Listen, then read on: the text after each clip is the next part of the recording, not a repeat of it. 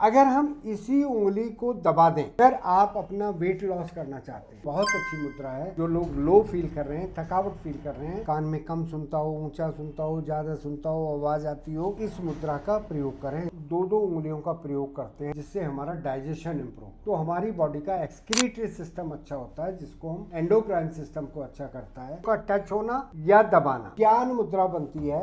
अपने शरीर का संतुलन कैसे कर सकते हैं, इसको जानने से पहले हमें आवश्यक है कि ये जो 5 फिंगर है, खोल दो, ये पांचों 5 एलिमेंट को दर्शाते हैं। अंगूठा हमारे अग्नि तत्व का प्रतीक है, फर्स्ट फिंगर हमारी वायु तत्व का प्रतीक है, सेकेंड फिंगर हमारे आकाश तत्व का प्रतीक है, रिंग फिंगर हमारी पृथ्वी तत्व का प्रतीक है, और छोटी उंगली सबसे कनिष्ठा उंगली कहते हैं, इसको हम जल तत्व का प्रतीक मानते हैं। अब ये अंगूठे के साथ बाकी उंगलियों का टच होना या दबाना अलग अलग मुद्राओं को जन्म देता है और अलग अलग लाभ है। अगर हम फर्स्ट फिंगर को अंगूठे से टच करते हैं तो ये हमारी ज्ञान मुद्रा बनती है, यानी कि हमारे अंदर नर्वस सिस्टम को अच्छा करती है, एकाग्रता बढ़ाती है, कंसंट्रेशन बढ़ाती है, मेमोरी को बढ़ाती है, हमारी ग्रेस्पिंग पावर को इम्प्रूव करती है। अगर हम इसी उंगली को दबा दें तो हमारी ये वायु मुद्रा बनती है। ठीक इस तरीके सेकंड फिंगर को अगर टच करते हैं तो इसको आकाश मुद्रा बोलते हैं, यानी कि आपके कान के रिलेटेड कोई चीज हो, कान में कम सुनता हो, ऊंचा सुनता हो, ज्यादा सुनता हो, आवाज आती हो, तो आकाश मुद्रा का प्रयोग। अगर इसको दबा दें तो ये हमारी शून्य मुद्रा बन जाती है। शून्य मुद्रा आपकी हड्डियों के अंदर अगर पोली हो गई हैं, हड्डियां वीक हो गई हैं, हड्डियों को सॉलिड बनाने के लिए, अच्छा करने के लिए शून्य। ठीक इसी तरीके थर्ड फिंगर को टच करते हैं तो ये पृथ्वी मुद्रा, यानी कि आपके अंदर ऊर्जा का संचार, आपके अंदर बेसिक एलिमेंट, आपके शरीर के स्थिरता देने वाला, जो लोग काय क्रश हो गए हैं, उनका शरीर पतला दुबला है, उनको ये मुद्रा लगानी चाहिए।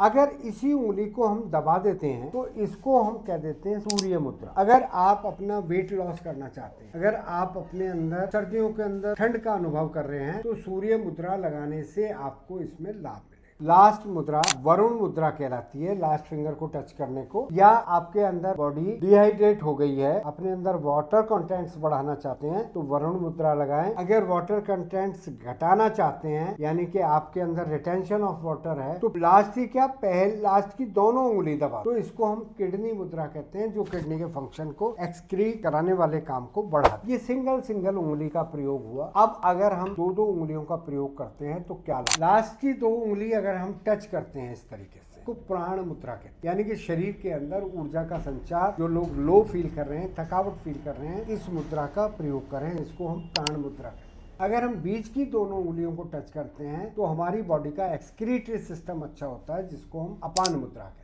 अगर हम पहली 2 उंगली को टच करते हैं तो इसको व्यान मुद्रा कहते हैं, जो कि हमारे नर्वस सिस्टम को अच्छा करता है, एंडोक्राइन सिस्टम को अच्छा करता है, बीपी के लिए बहुत अच्छी मुद्रा है, इसको व्यान मुद्रा। अगर हम सारी उंगलियों को टच करते हैं तो इसको हम समान मुद्रा कहते हैं, जिससे हमारा डाइजेशन इंप्रूव। अगर हम पहली 3 उंगलियों को टच करते हैं तो इसको करने से उदान मुद्रा कहा जाता है। गले के अंदर कुछ निकलना, बॉडी का बैलेंस बनाना, थायराइड ग्लैंड को अच्छा करना और अपनी बॉडी को खड़े रखना, स्थिरता देना, ये उदान मुद्रा का काम है। इस तरीके की अनेकों मुद्राओं की जानकारी प्राप्त करने के लिए आप इस चैनल को सब्सक्राइब करें, शेयर करें। मुद्राओं के और अच्छी जानकारी के लिए इसी तरह की वीडियो डालते रहें। मैडी मंच।